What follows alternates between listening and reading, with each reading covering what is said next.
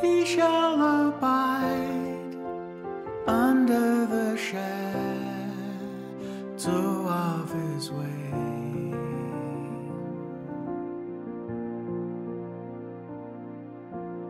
I say of the Lord,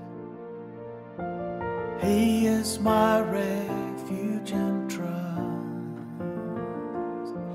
my God, in him will I trust. Hello friends, thank you for coming to visit me. The last time that we visited, I talked about the Ten Commandments and how they're still the eternal words of God written by the finger of God on stone. And this morning I thought we would refresh ourselves a little bit about the beforehand story of these 10 Commandments. So I'm going to Exodus chapter 19 and verse 1. In the 3rd month, when the children of Israel had come out of Egypt, they camped in a desert of Sinai. And Moses was called up into the mountain by God. And the Lord said, "Thus shall you say to the house of Jacob, and tell the children of Israel, you have seen what I did to the Egyptians, and how I bare you on eagle's wings, and brought you unto myself. Now, if you will obey my voice and keep my covenant, then you shall be a peculiar treasure unto me above all people, for all the earth is mine. You shall be unto me a kingdom of priests and a holy nation. And these are the words which you shall speak to the children of Israel." Now Moses called for the elders of the people, and they answered and said, "All that the Lord has spoken we will do."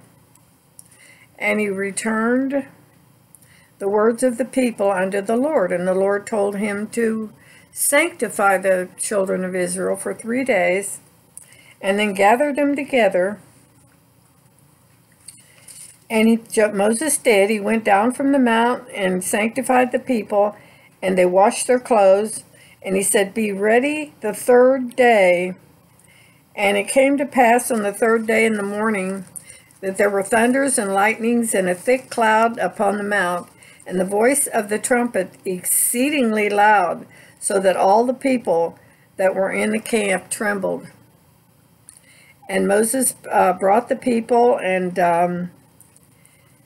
after all of these things happening, the smoke and the whole mount quaked greatly, so it was shaking pretty much probably like an earthquake.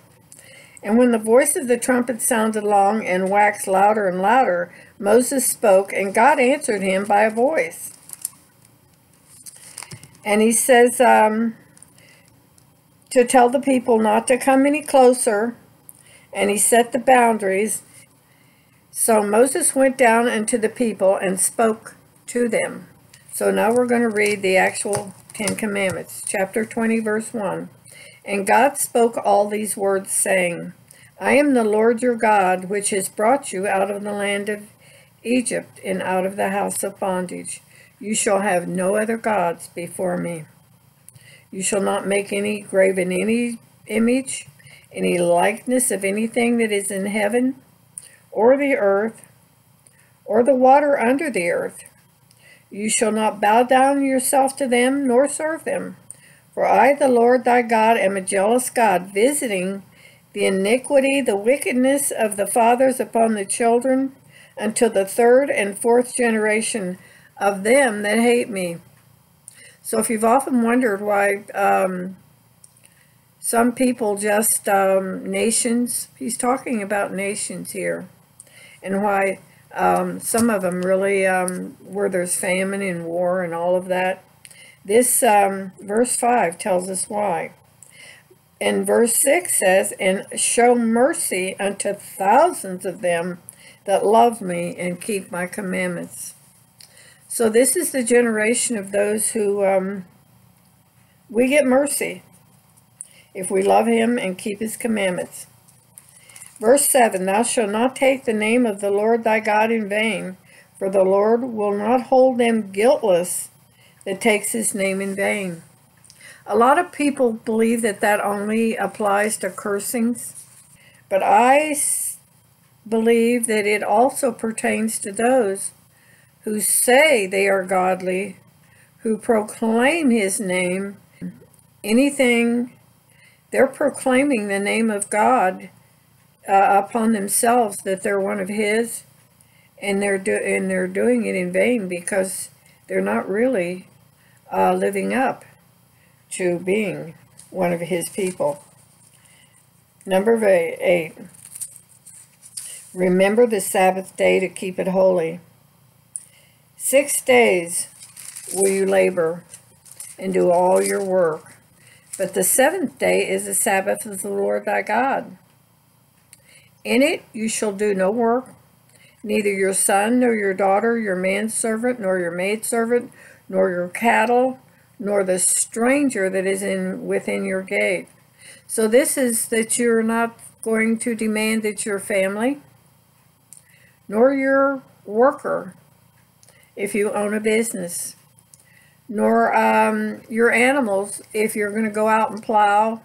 In the old days, they used animals to plow the fields. So that's what this is saying, that you nor anybody that you can order about or demand something, you should get a day of rest too.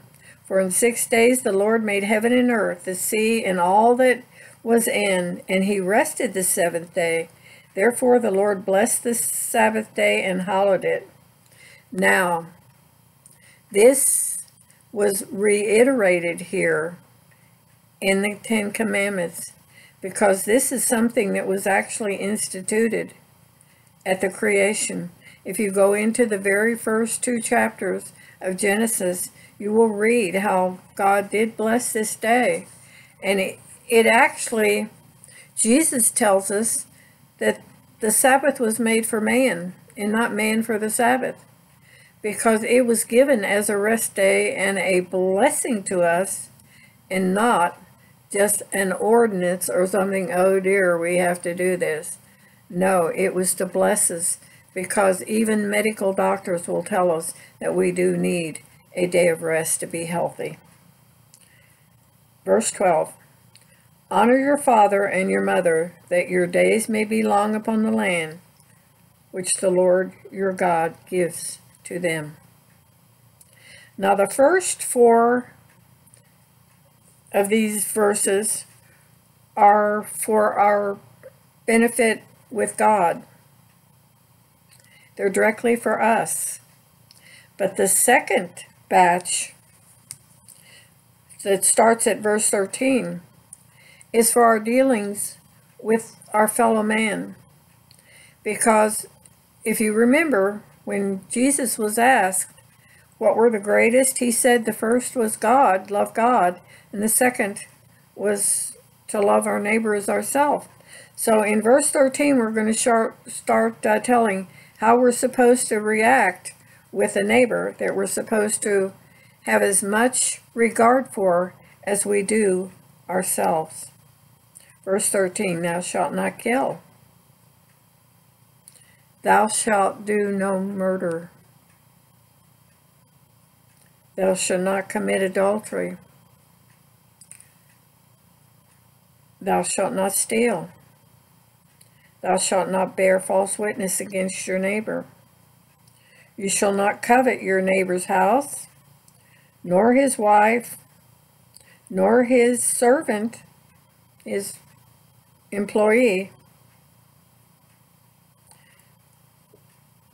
nor his ox, nor his donkey, nor anything that belongs to your neighbor.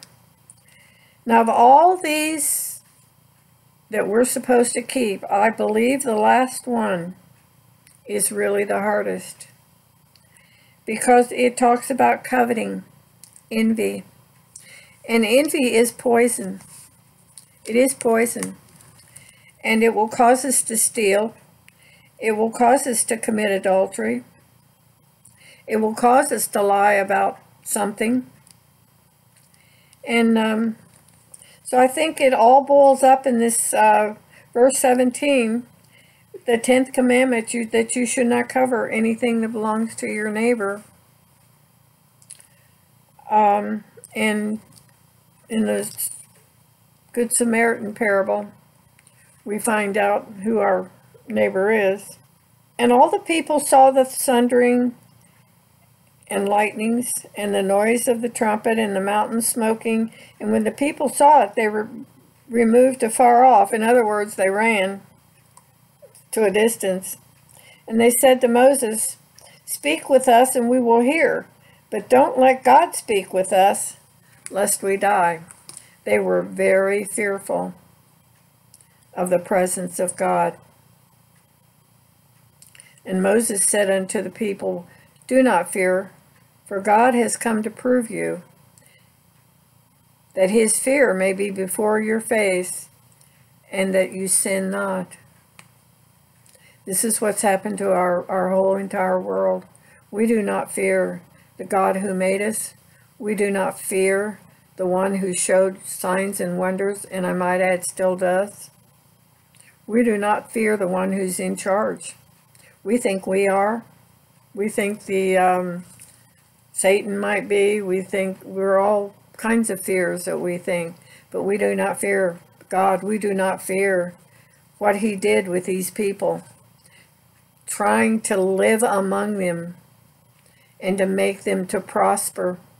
In my last several videos, I've talked about how God wants us to prosper, and he wants all goodness. He made an earth here for us, for our benefit. And what father does not want goodness for his children? So he wanted to show them that he was real. And most of us don't believe he's real. The people stood afar off, and Moses drew near unto the thick darkness where God was. And the Lord said to Moses, "You shall say unto the children of Israel, you have seen what I have talked with you from heaven. You shall not make with me gods of silver or gold, or your gods of gold. And the altar of earth that you make to me, you shall not sacrifice any burnt offering and peace offerings or any of these things. In all the places where I record my name, I will come to you and I will bless you. And if you make me an altar of stone, you shall not build it out of something that you have used a tool upon, because that will pollute it. Neither shall you go up by steps unto the altar, that your nakedness be not discovered. Therefore, this is kind of interesting what he told these people. He told them not to make an altar of anything that they created with their hands. That's the gods of silver and gold. So I must point out here that the statues and the things that we might say are just replicas, we've been told in this here that we should not do that. We should love the Lord thy God with all our heart and all our soul and all our might, in spirit and in truth. This is how Jesus clarified our respect. He said, for these are the people that God wants to worship him. So these are the 10 commandments that were given to us. Read how they were given. And the story goes on that when Moses came down from the mountain among the people, because they were afraid to talk to God, and so he went up and privately talked with God, and God wrote these 10 eternal words, 10 final words on our behavior here. And he took them down and found them They were dancing around a golden calf, which they'd been told not to do. And Moses he just was angry and threw the stones on the ground. They broke. He had to go up and get them again. So these 10 final words of our behavior were given twice by the finger of God. My whole purpose this morning is so that we will all refresh ourselves of what God actually said. Not what we've heard all our life, not how we want to twist it or turn it or add to it or take away, but these are the words that he gave. And Jesus' teachings revolved to clarify these words. He said he did not come to nullify or do away with the law, but he came to fulfill it. In other words, he was going to do it because we couldn't and we didn't. And he said that whoever would teach these would be the greatest in the kingdom, and he who did not teach them would be least in the kingdom. But our prosperity, our rewards, our goodness, being in the line of blessings, comes when we walk in the ways of God. We walk in the blessings.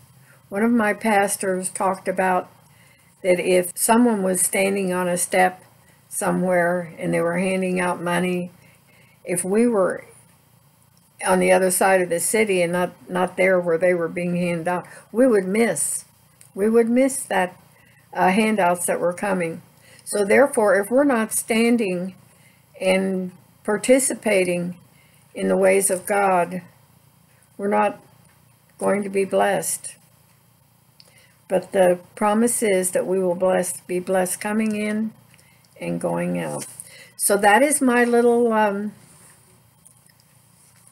thought for the day. And I thank you for coming and spending this time with me.